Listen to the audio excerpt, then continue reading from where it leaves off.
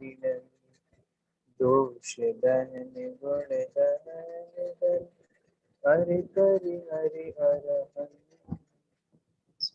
स्वानुभूति रमणी रमण नायक जयवन सिद्ध शुद्ध साधित सहज स्वर से सुधार सुधा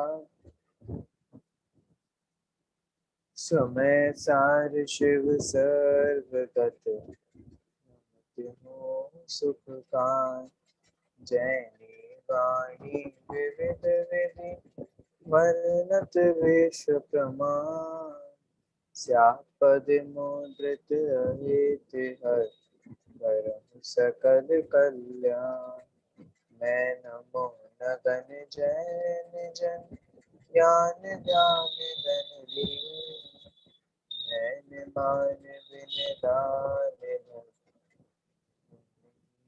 तन छीन यह विधि मंगल करन ते सब विधि मंगल हो होत उदंगल दूर सब तुम जो भानु दो।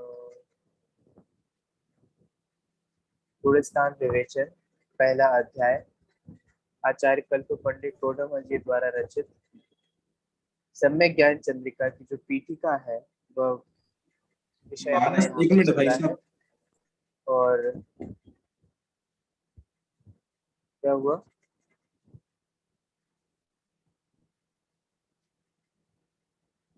वो मानस से कहना था वो स्पॉटलाइट पे कर दे, वो आ रही है नहीं जब से स्पॉटलाइट है, इसलिए आपको कर दे, वो आप हो नहीं रहे। तो सम्यक ज्ञान चंद्रिका की जो पीठिका है उस पीठिका को अपन यहाँ पर समझेंगे। और पिछले हम यहाँ पर 9 प्रश्नों को देख चुके हैं और उनके समाधान को भी टोडरमल जी के अनुसार समझ चुके हैं। और अभी तक यहाँ पर बहुत कुछ चर्चा हो चुकी है ग्रंथ लिखने संबंधी। और सामने वाले प्रश्नकर्ता ने बहुत प्रयास किया इस बात के लिए कि मोक्षमा प्रकार ये जो टोडरमल जी पीठिका लिख रहे हैं, कॉमर्स सागर ग्रंथ की टीका लिख रहे हैं, वो ना लिखें और जो पहले के लिखे हुए हैं अथवा अन्य जो संस्कृत के लिखे हुए हैं अथवा मंद बुद्धि होने से जो गलत लिख जाएगा इत्यादि इत्यादि बहुत सारे प्रश्न यहाँ पर खड़े किए हैं। अब कल जो हमने यहाँ पे प्रश्न देखा था उसमें ये कहा गया था कि जब इतना महान ग्रंथ आप लिख रहे हैं तो ऐसे महान ग्रंथ की टीका तो संस्कृत में ही होनी चाहिए भैया। संस्कृत के बिना मजा नहीं आएगा, संस्कृत में होगी तभी अच्छा लगेगा। तो टोडरमल जी ने इसका उत्तर देते हुए कहा भैया यहाँ सर्व जीव तो एक जैसे नहीं है ना, अलग अलग तरीके के जीव है। जिन्हें संस्कृत का ज्ञान नहीं है, गणित का ज्ञान नहीं है, आमनाय का ज्ञान नहीं है, वे संस्कृत टीका पढ़ करके अर्थ को कैसे अवधारण करेंगे। अथवा जिन्हें संस्कृत का तो ज्ञान है लेकिन गणित और आमनाय का ज्ञान नहीं है, वे कैसे ग्रंथ के अर्थ को समझेंगे। इसीलिए जिन्हें संस्कृत आदि का ज्ञान नहीं है वे तो इस ग्रंथ को पढ़ें, इस टीका को पढ़ें और जितना मूल ग्रंथ को पढ़ करके अर्थ समझ सके उतना ही बढ़िया है। जिन लोगों को संस्कृत का ज्ञान है उन्हें क्या करना चाहिए, उनके लिए टोडरमल जी ने कहा कि पहले देश भाषा टीका को पढ़ करके अर्थ को अवधारण करें, फिर इसके बाद संस्कृत और मूल प्राकृत आदि को भी उनको पढ़ना चाहिए। ठीक है, तो इस प्रकार से ये बातें कही गई कि जैसे जो विद्वान हो, जैसा कोई व्यक्ति हो, जिसको जितनी समझ और अक्ल और ज्ञान हो उसको उस अनुसार वर्तन करना चाहिए। अब देखिए अगला 10वें नंबर पे प्रश्न।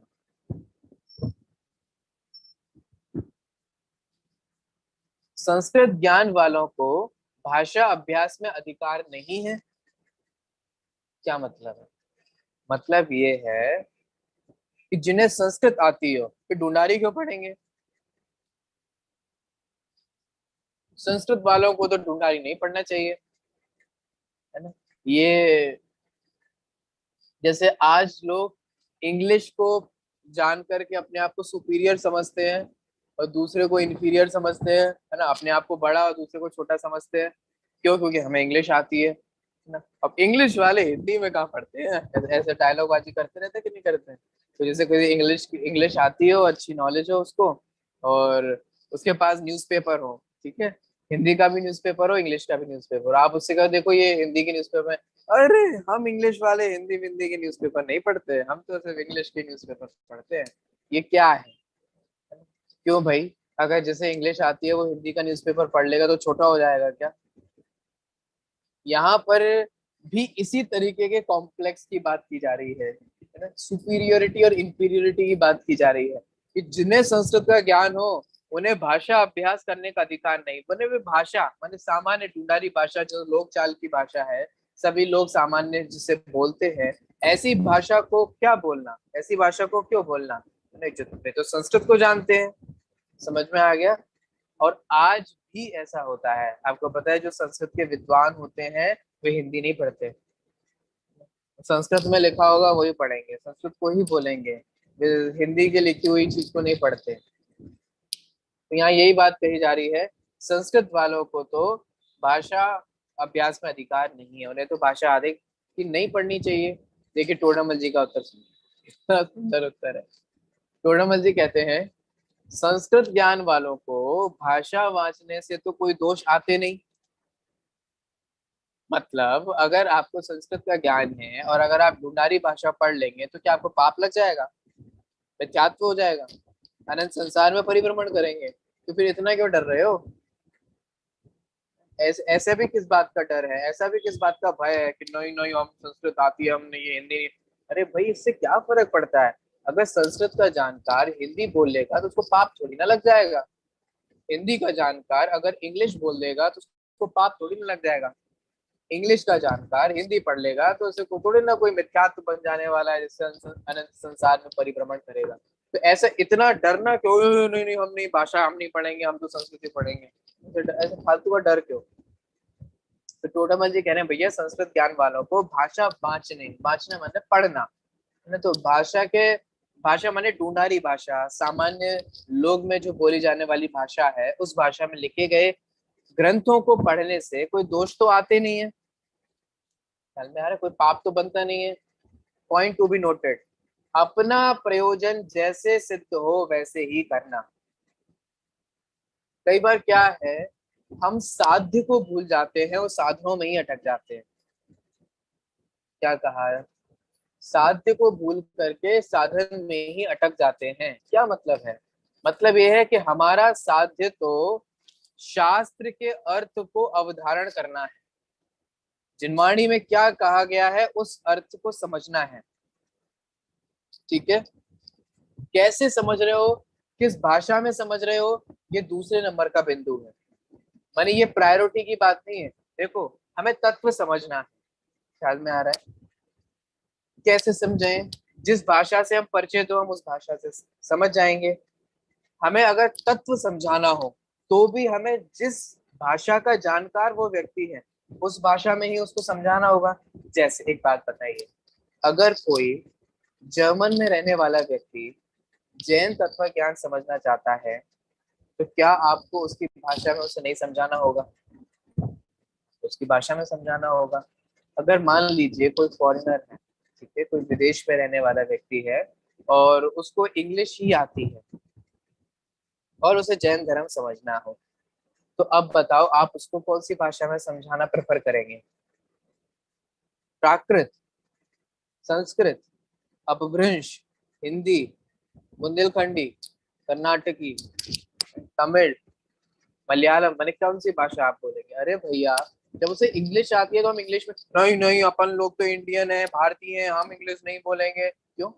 अगर हम इंडियन इंग्लिश बोलेंगे तो हमें पाप लग जाएगा, हमें मिथ्यात्व बन जाने वाला है, तो इतना हे क्यों? अरे भाई अपना प्रयोजन समझो, अगर हमें तत्व ज्ञान जन जन में फैलाना है तो हमें उन जन जन की भाषा ही बोलनी होगी और उनकी भाषा में ही समझाना होगा। ख्याल में आ रहा है? अगर हमें तत्व समझना हो तो हम जिस भाषा को समझते हैं उस भाषा में लिखे हुए ग्रंथों को पढ़कर ही समझेंगे। भाई टोडरमल जी ने साफ साफ कह दिया, अपना प्रयोजन जैसे सिद्ध हो वैसे करना। और इसके लिए वो आगे बहुत अच्छी बात कहने वाले हैं, वो कहने वाले हैं कि देखो पहले प्राकृत में ग्रंथ लिखे गए, ठीक है, फिर लोगों की बुद्धि मंद हुई तो अपभ्रंश आदि में ग्रंथ लिखे गए, फिर संस्कृत आदि में ग्रंथ लिखे गए, फिर देश भाषा में ग्रंथ लिखे गए। तो लिखे गए कि नहीं लिखे गए? हमारे आचार्यों ने कभी भी कोई भी एक भाषा को पकड़ के नहीं बैठ गए।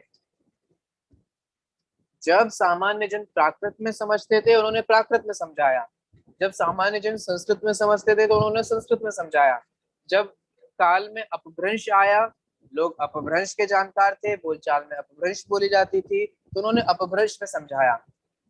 इसका मतलब हमारे आचार्य किसी एक भाषा को पकड़ करके नहीं बैठते, उनको तो तत्व समझाना था, लोग जिसके जानकार थे तो वो उसको तत्व समझाते थे। ठीक है, अगर कोई अंग्रेजी में समझना चाहता है तो उसको आपको अंग्रेजी में बताना होगा, अगर कोई हिंदी में समझना चाहता है तो उसको हिंदी में समझाना होगा।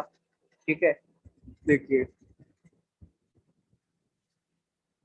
पूर्व में अर्धमागधी आदि भाषा में महाग्रंथ थे। अर्धमागधी प्राकृत का एक भेद है। ठीक है, प्राकृत के कई भेद होते हैं, जैसे शौर सैनी प्राकृत होता है, पैशाची प्राकृत होती है, ब्राचड़ प्राकृत होती है, मागधी प्राकृत होती है, अर्धमागधी प्राकृत होती है ना। तो ये सब प्राकृत के भेद हैं। ठीक है, तो ये अर्धमागधी प्राकृत का एक भेद है। ठीक है, तो पूर्व में अर्धमागधी आदि भाषा में महाग्रंथ थे। ठीक है, तो ये सब प्राकृत में लिखे गए हैं।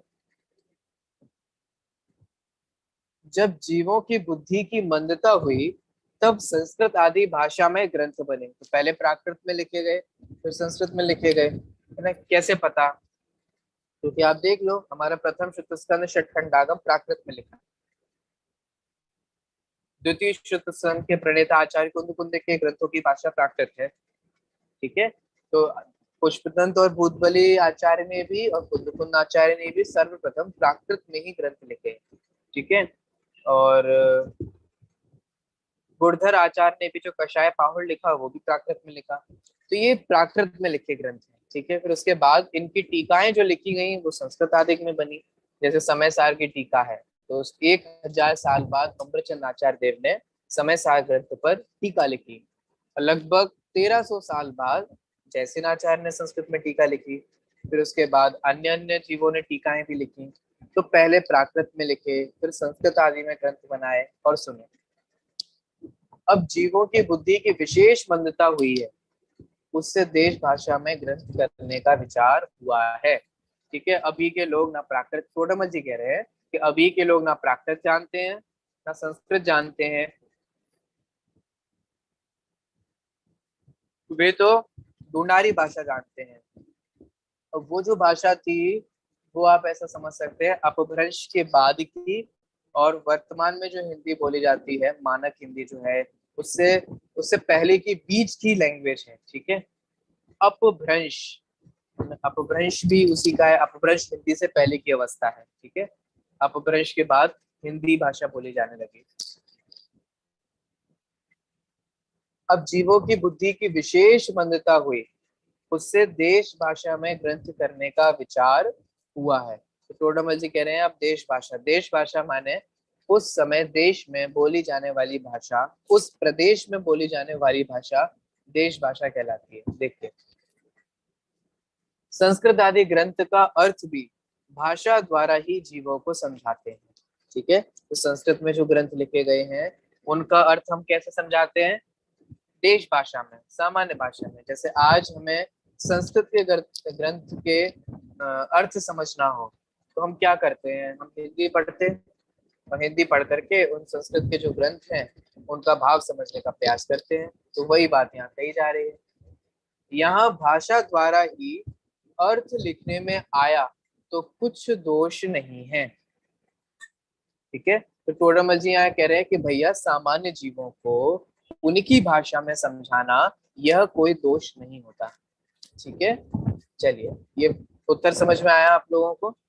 आगे बढ़ते हैं। इस प्रकार विचार कर श्रीमद् गौमट सार, देखिए कितने सम्मान पूर्वक ग्रंथ का नाम लिया जा रहा है, श्रीमद् गौमट सार। द्वितीय नाम पंच संग्रह ग्रंथ। अब आपको मैं बताऊं, पंच संग्रह ग्रंथ भी के नाम से भी कई सारे ग्रंथ मिलते हैं। ठीक है, तीन तो मुझे अभी ख्याल में आ रहे हैं। ठीक है, आप लोग को ध्यान रखिए। एक पंच संग्रह गौमट सार को कहते हैं। ठीक है, एक पंच संग्रह अमित गति आचार्य का लिखा हुआ ग्रंथ है। अमित गति आचार्य जिन्होंने धर्म परीक्षा ग्रंथ लिखा, जिन्होंने भावना बत्तीसी लिखी ना मूल संस्कृत में, जिसका आप हिंदी अर्थ पढ़ते हैं। तो भावना बत्तीसी के भी रचयिता कौन है? अमित गति आचार्य। उनका भी एक ग्रंथ है पंच संग्रह। और एक और पंच संग्रह है जो मैंने कल ही पढ़ा था, मेरे को नाम विस्मृत हो रहा है, डड्डा या कुछ ऐसे करके उनका नाम है, और उनके द्वारा भी एक पंच संग्रह ग्रंथ लिखा हुआ है। और इस प्रकार से अभी तक मेरे ज्ञान में 3 पंच संग्रह नाम से ग्रंथ लिखे हुए हैं। ठीक है, देखिए इस प्रकार विचार कर श्रीमद् गौमठ साहिब द्वितीय नाम पंच संग्रह ग्रंथ की जीव तत्व प्रदीपिका नामक संस्कृत टीका के अनुसार, ठीक है, टीका संस्कृत टीका है, उसी को फॉलो करते हुए सम्यक ज्ञान चंद्रिका नामक यह देश भाषामयी टीका करने का निश्चय किया है। ठीक है, छोटमजी कह रहे हैं, आगे देखिए। श्री अरहंत देव जिन वाणी निर्ग्रंथ गुरुओं के प्रसाद से तथा मूल ग्रंथ कर्ता श्री नेमी चंद्र आदि आचार्यों के प्रसाद से यह कार्य सिद्ध हो। अब देखिए यहाँ क्या कह रहे हैं, यहाँ टोडरमल जी कह रहे हैं कि पंच परमेष्टि के प्रसाद से यह कार्य सिद्ध हो। कौन सा कार्य? किस कार्य की बात कर रहे हैं? ग्रंथ लिखने की, अर्थात टीका करने की। ठीक है, तो यहाँ पंच परमेष्टि को नमस्कार किया जाता है, क्योंकि वे ही हमारे लिए मंगल है, वे ही हमारे लिए उत्तम है, और वे ही हमारे लिए शरणभूत है। तो उनका मंगल करने से सब कार्य मंगल होता है। तो यहाँ कह रहे हैं अरहंत परमेष्टि जिनवाणी निर्ग्रंथ गुरुओं के प्रसाद। अब ये प्रसाद क्या होता है? देखो, एक तो बहुत स्थूल प्रसाद का अर्थ किया जाता है।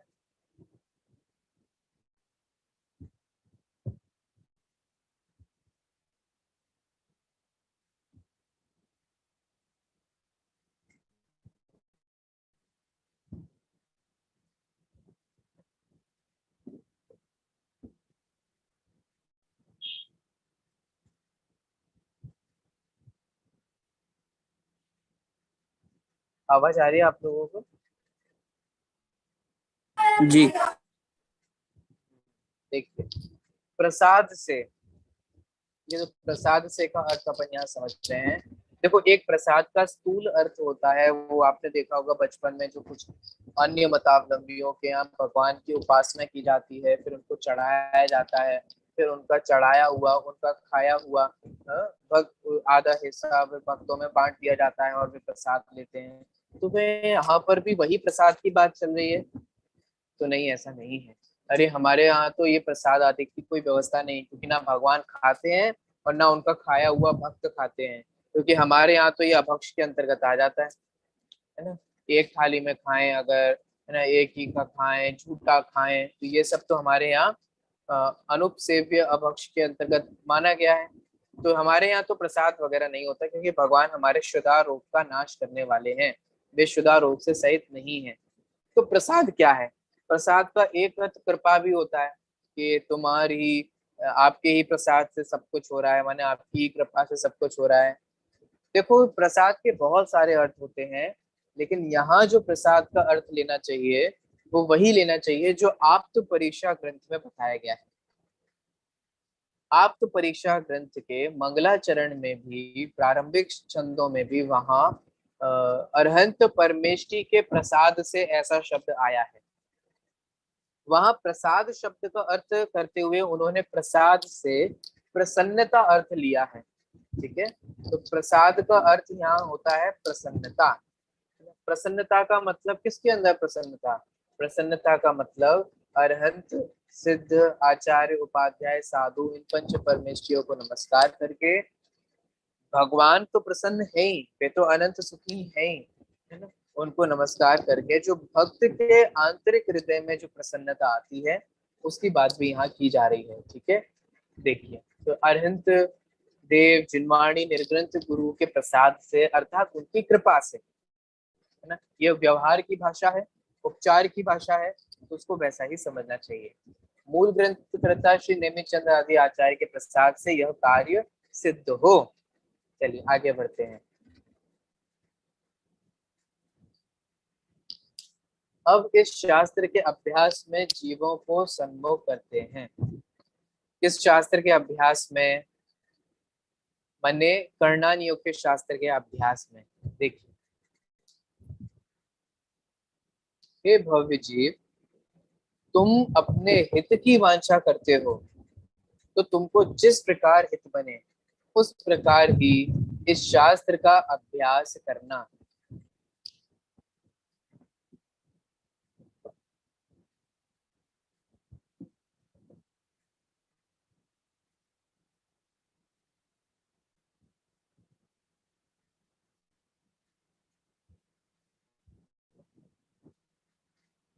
आप में से किसी की भी वीडियो नहीं दिखाई दे रही है?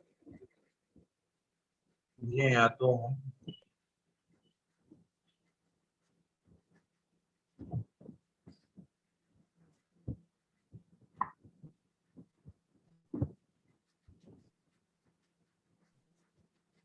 बस अकेले मानस की दिख रही है और किसी की नहीं दिख रही है? नहीं भैया ऑन है, बहुत सारे बच्चों की ऑन है।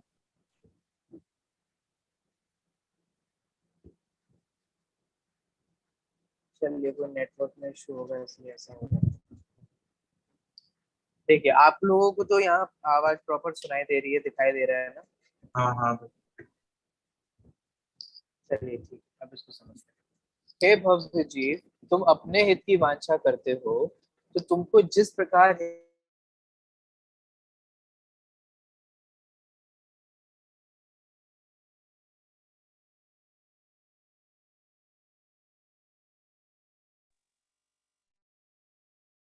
भाई साहब आवाज नहीं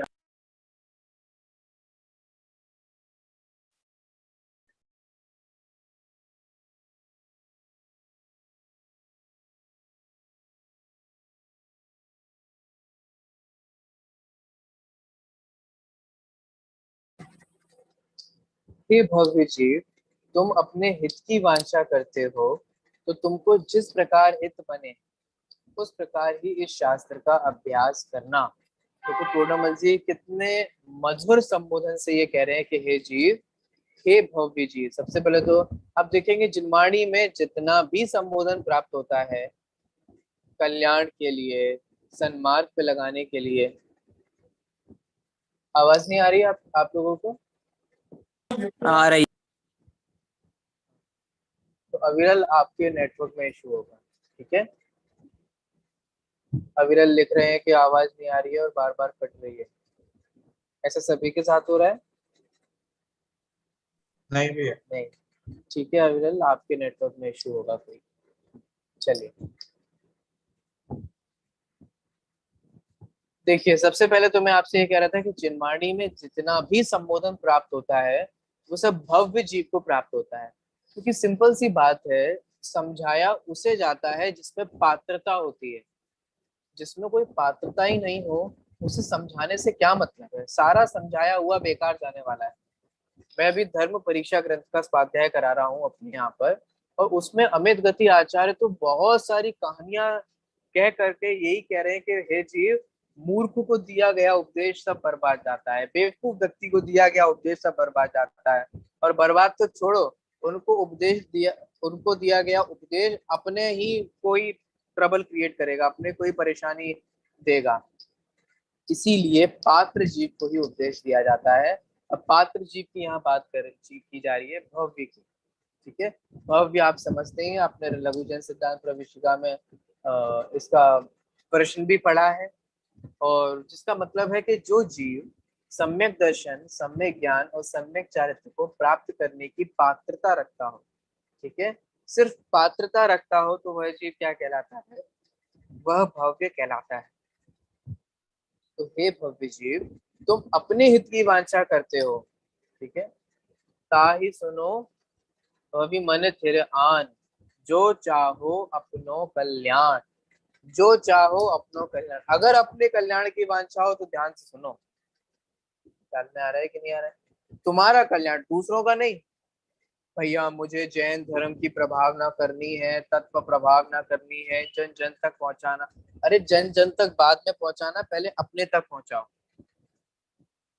पहले अपने को तक पहुंचेगा ना, अपने को जब पहुंचेगा तो जन जन तक भी पहुंच जाए। ठीक है। प्राकृत की एक बहुत सुंदर गाथा है जो विद्वानों के मुख से सुनी है, आद हिदम कादव्यम। मैंने उसका भाव इस प्रकार से है कि आत्महित करना चाहिए, और आत्महित के साथ साथ अगर हो सके तो पर का हित भी करना चाहिए। क्या कहा? आत्महित करना चाहिए और आत्महित के साथ साथ दूसरों का भी हित हो तो वो भी करना चाहिए। लेकिन जब हम लोगों को आत्महित और दूसरों के हित में से कोई एक चूज करना हो, तो वहां आचार्यों ने कहा कि आत्महित करना चाहिए। आत्महित पहली प्रायोरिटी होनी चाहिए, और हम लोगों की तत्व प्रचार की पहली प्रायोरिटी होती है। आत्मानुभूति जो स्व कल्याण के लिए होती है वो गौण हो जाती है, और तत्व प्रचार जो है वो दूसरों कल्याण के लिए वो मुख्य रह जाता है। माने हम लोगों को जितना तत्व अपने जीवन में अंगीकार करने की रुचि नहीं है, रस नहीं है, उतना दूसरों तक पहुंचे, दूसरों तक पहुंच जाए, जन जन तक पहुंच जाए, सब लोगों तक पहुंच जाए। अरे अपने तक भी तो पहुंच जाए, है ना। मैं भी तो वह जीव तत्व हूँ, मुझे भी तो अपना कल्याण करना है, इसलिए अपने कल्याण की बात चले। अगर तुम अपने हित की वांछा करते हो, ठीक है, तो जैसे बन पड़े वैसे ही इस शास्त्र का अभ्यास करना। माने जिस प्रकार हित बने, जैसे भी हो, ठीक है, जैसे भी तुम्हें अनुकूलता हो, जब भी तुम्हें समय मिले, वैसे तुम्हें इस ग्रंथ का अभ्यास करना चाहिए, शास्त्र का अभ्यास करना चाहिए। ठीक है। कितना टाइम मिलता है तुम्हें? कई लोग बोलते हैं कि भैया हमारे को समय नहीं मिल रहा, समय नहीं मिल रहा। अरे कैसे समय नहीं मिल रहा? 24 घंटे समय है, वही समय आपको मिलता है, वही समय हमें मिलता है, वही समय सभी को मिलता है। फिर हम ये बहानेबाजी कैसे करते हैं कि हमारे को समय नहीं मिलता? समय नहीं मिलता ना, तो जितना भी 24 घंटा है उस 24 घंटे में से समय निकालो। कई लोग कहते हैं कि भैया हमारे को समय मिलेगा तो हम स्वाध्याय करेंगे। ऐसा ऐसा उचित है क्या? समय मिलेगा तो स्वाध्याय करेंगे ऐसा नहीं, समय निकाल करके स्वाध्याय करेंगे ऐसा होना चाहिए। ख्याल में आ रहा है कि नहीं आ रहा है? बड़े पंडित जी एक बहुत दृष्टांत से इस बात को समझाते हैं।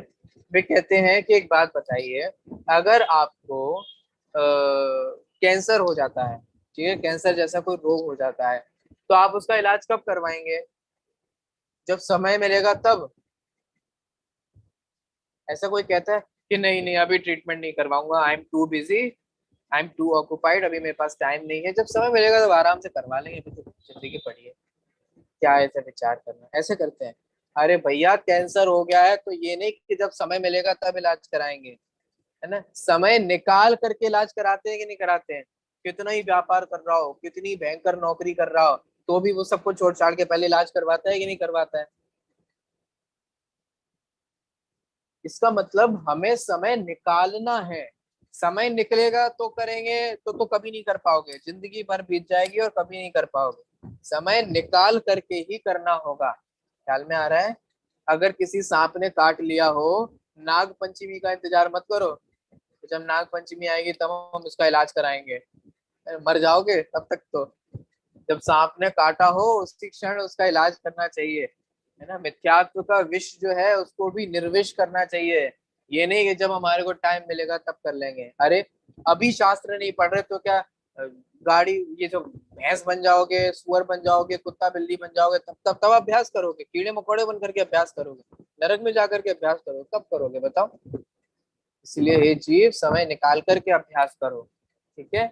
तो यहाँ टोडामल जी कह रहे हैं भैया अगर अपना कल्याण चाहते हो, अगर अपना हित चाहते हो, कल्याण चाहना मतलब क्या होता है? ये थोड़ा हमें टिपिकल से शब्द लगते हैं, ऐसा लगता है कि हमें तो चाहिए ही नहीं। आप में से कितनों को अपना कल्याण करना है? नहीं, किसी को नहीं करना। अरे भाई कल्याण करने का मतलब है सुखी होना, कल्याण करने का मतलब है खुश होना। कौन कौन चाहता है अपनी जिंदगी में खुश होना? सभी चाहते हैं। कौन कौन चाहता है कि उसकी जिंदगी खुशहाल भरी हो, हैप्पीनेस से भरी हो, है ना, प्रसन्न चित्त वाला हो? सभी चाहते हैं। तो इसके लिए कह रहे हैं कि भैया अगर तुम खुश होना चाहते हो, सुखी होना चाहते हो, हित चाहते हो, कल्याण चाहते हो, तो चुपचाप से जितना हो सके उतना शास्त्र का अभ्यास करना चाहिए। देखो आगे बताते हैं कैसे, क्यों। आत्मा का हित मोक्ष है, ठीक ठीक है, बोलो छह डाला की कोई पंक्ति ख्याल में आ रही है, तुरंत आनी चाहिए बिना बोले ही। अब तो आगे बहुत सारे लोगों को, बहुत अच्छा, बहुत अच्छे, बहुत अच्छे। जिन जिन लोगों को ध्यान आ गई वो लोग बधाई के पात्र हैं, और जिनको ध्यान नहीं आई है उनको दोबारा से कनिष्ठ भेजना पड़ेगा छह डाला पढ़ने के लिए। इसीलिए रिवाइज कीजिए, जिनको ध्यान नहीं आई उनसे मैं कह रहा हूँ रिवाइज करना चाहिए। देखिए, आत्म को हित है सुख सो सुख आकुल ताबिन कहिए। ठीक है, ये पंक्ति तुरंत ख्याल में आ जानी चाहिए। आत्मा का हित मोक्ष है। तोडामल जी ने ही मोक्ष मार्ग प्रकाशक ग्रंथ में 9वें अधिकार में इसकी सिद्धि की है कि आत्मा का हित मोक्ष कैसे है। जिनको विशेष रुचि हो वे 9वें अध्याय को पढ़िएगा। 9वें अध्याय के प्रारंभ में हेडिंग दी गई है, आप उसको पढ़ेंगे तो आपको ख्याल में आ जाएगा। ठीक है, जिनको पढ़ना हो वहां से पढ़ सकते, बहुत मजा आएगा। 9वें अध्याय के प्रारंभिक अंश को देखेंगे तो आत्मा का हित मोक्ष है। कैसे है मोक्ष? आप में से कोई सिद्ध करके बताएगा कि आत्मा का हित मोक्ष कैसे, स्टेप बाय स्टेप?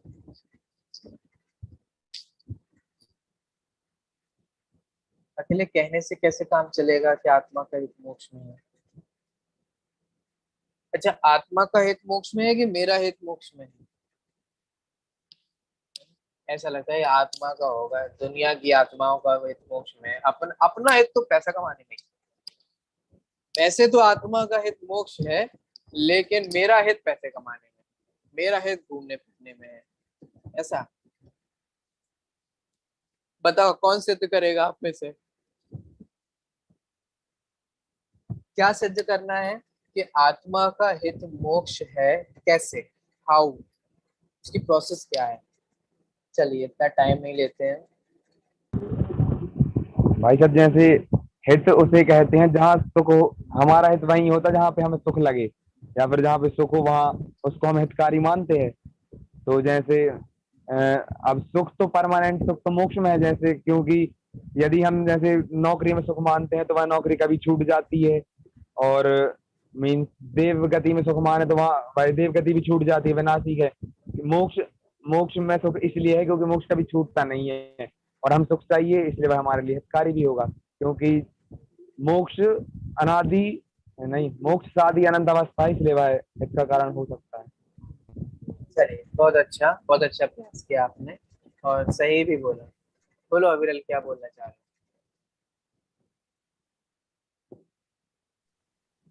मतलब भाई साहब ऐसा है कि सुख, मतलब हमेशा हम सुख चाहते हैं, और आकुलता से रहित सुख चाहते, निराकुल, और हमेशा चाहते, मतलब निरंतर। तो वो निरंतरता का सुख संसार में नहीं मिलेगा, विषयों में नहीं मिलेगा, तो कहाँ मिलेगा? मोक्ष में मिलेगा। इसलिए हमारा हित मोक्ष में है। हैं? सही कहा आप लोगों ने, दोनों ने सही उत्तर दिया कि मोक्ष में सुख है। ये कैसे समझ में आता है? क्योंकि एक बेसिक नीड है सभी जीवों की, सभी, चाहे वो अमेरिका का रहने वाला हो, चाहे वो इंडिया का रहने वाला हो, और चाहे वो पाकिस्तान हो, कहीं का भी रहने वाला हो, और चाहे वो मनुष्य गति का हो, और चाहे वो तेरेंज गति का हो, किसी भी गति का हो, किसी भी देश का हो, किसी भी काल का हो, इट डजेंट मैटर। लेकिन उसे चाहिए खुश, उसे चाहिए सुख, उसे चाहिए हैप्पीनेस। वो एट लास्ट चाहता है कि वो खुश हो जाए, और दिन रात हम उसी के लिए ही प्रयत्न कर रहे हैं।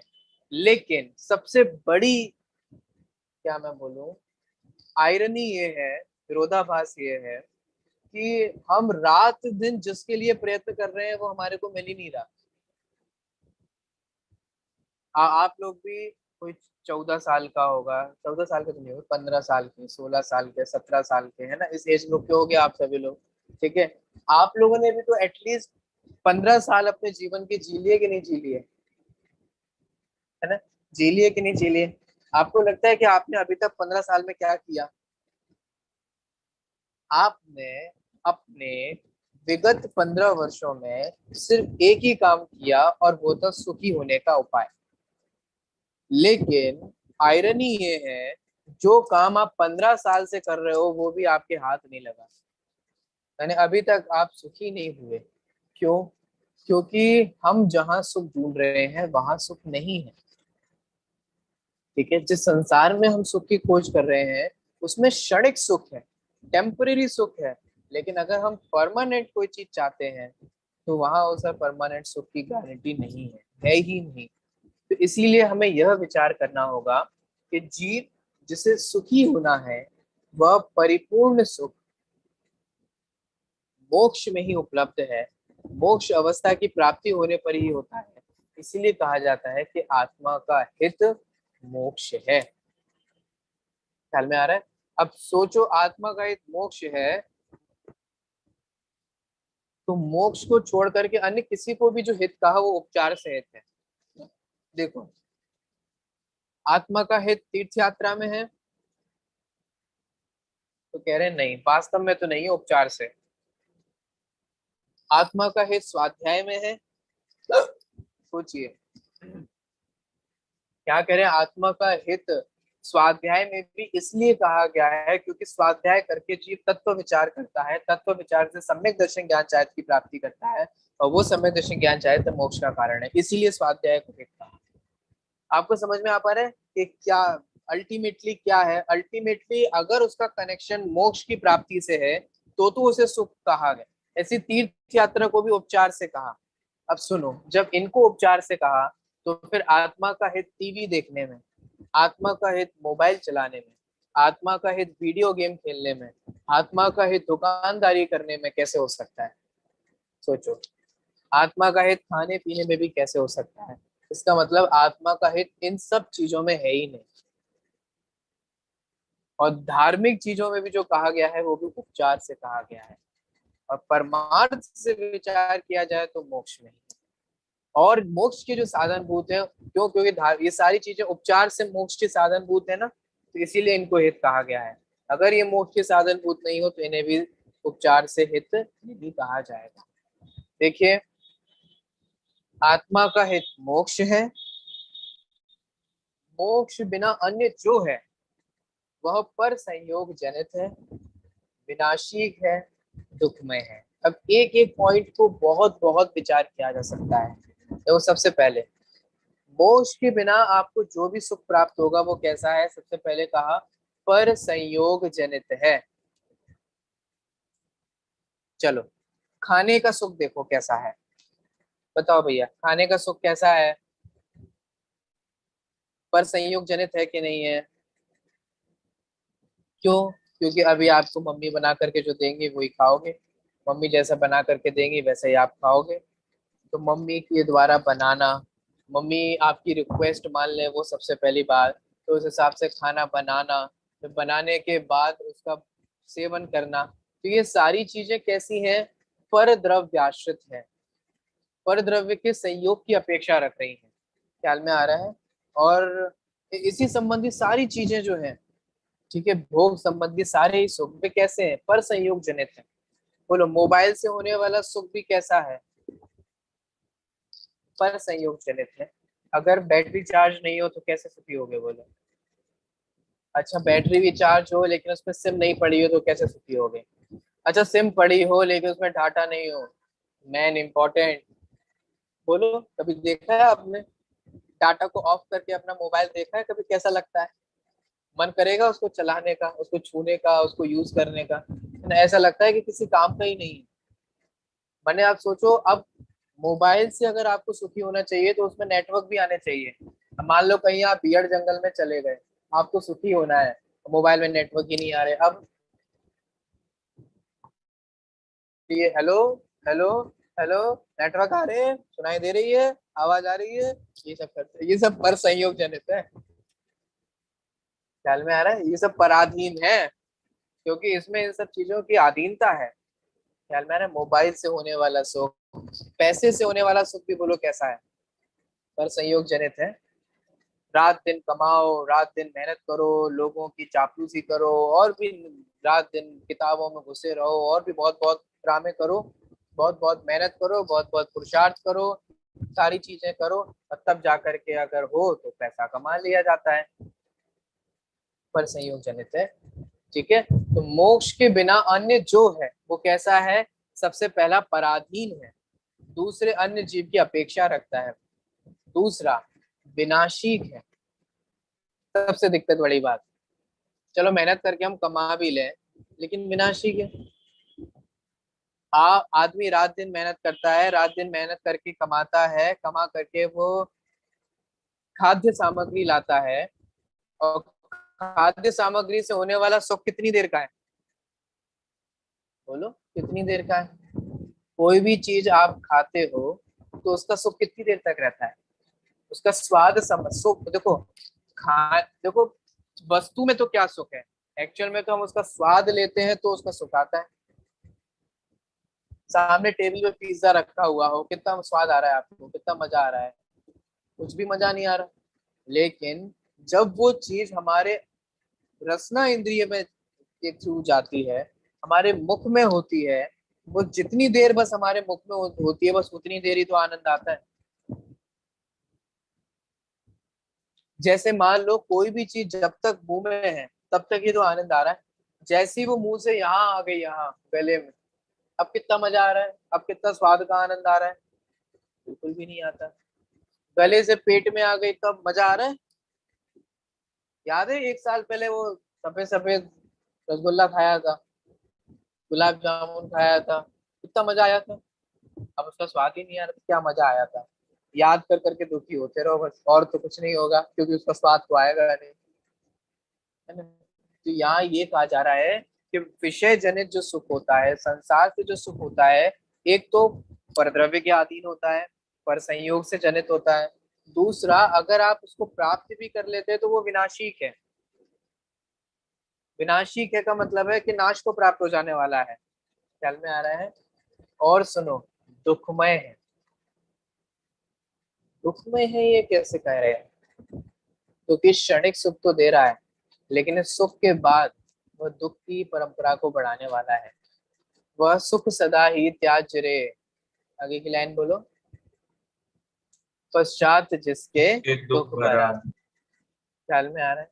जिसके बाद दुख हो वह सुख भी त्याज्य है। तंबाकू क्यों त्याज्य है? क्योंकि उसके बाद कैंसर संबंधी दुख है। ख्याल में आ रहा है? तो चूंकि अगर आप अभी अनाप शनाप खाते हो तो अनाप शनाप खा करके आपकी ही हेल्थ खराब होने वाली है, आपके ही ऑर्गन्स खराब होने वाले हैं, और आप भी परेशान होने वाले हो। तो एट लास्ट वो भोग भी कैसा रहा, दुख भी रहा कि नहीं रहा?